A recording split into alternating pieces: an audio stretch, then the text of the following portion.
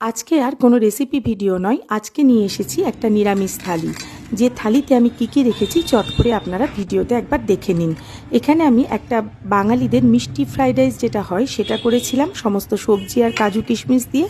আর এখানে যে চিপসটা আমি দিয়েছি, আলুর চিপসটা, সেটা কিন্তু কিনে আনা, সেটা আমি বাড়িতে তৈরি করিনি। আর এখানে তৈরি করেছিলাম আলুর দম, যেটা আমি ভাজা মশলা দিয়ে তৈরি করেছিলাম। আর এখানে ক্যাপসি পনির, যেটা হোয়াইট গ্রেভি হয়, সেটাতেই আমি টমেটো পিউরি দিয়ে আর একটু টমেটো বাটা দিয়ে এই নিরামিষ পনিরের তরকারিটা একটা ক্যাপসি পনির নাম দিয়ে এটা তৈরি করেছি। কেমন হয়েছে অবশ্যই জানাবেন। হ্যাঁ, সাথে একটু ডাল আর চাটনি হলে জাস্ট জমে যেত, কিন্তু আমি এই পর্যন্তই করেছি। আপনাদের কেমন লাগলো কমেন্টে অবশ্যই জানাবেন। ভালো লাগলে অবশ্যই একটা লাইক, একটা ফলো আর শেয়ার করে দেওয়ার অনুরোধ রইল।